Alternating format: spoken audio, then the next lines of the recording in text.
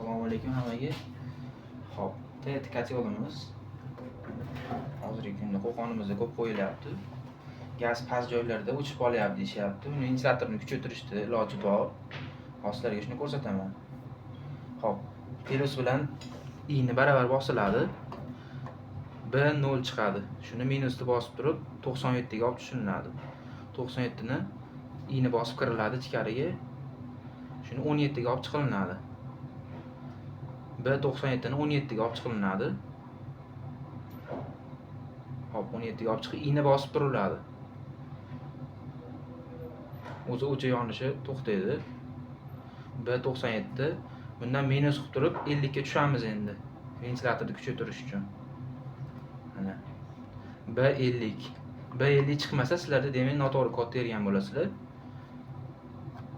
O'sha B97 dan kiriladi bunga. I'ni bosib 50 ga kirgandan keyin mana ko'pchilikda 30, 100 turadi.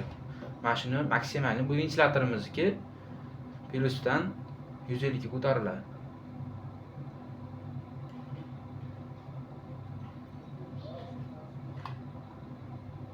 Mana gradus ventilyatorniki ko'tarildi.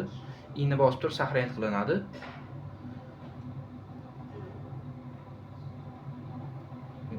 Kacholimiz ovozi ko'tariladi. Ventilyator tezroq ishlaganini bildiradi. Xo'p, yana bitta nimasi, T7 ni 22 kilovatligi bo'lishi mumkin. Siz uyingiz kichkinaroq bo'lsa, buni kilovatini pasaytirsa bo'ladi. Buning uchun B50 bosib B0 ga tushamiz.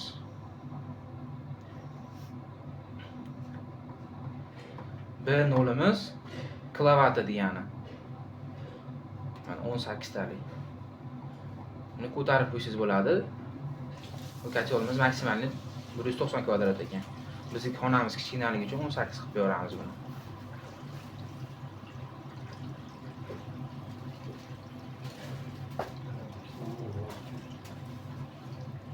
Bo'ldi, saqlanib qilib, plus bilan i'ni bosib chiqib ketinglar.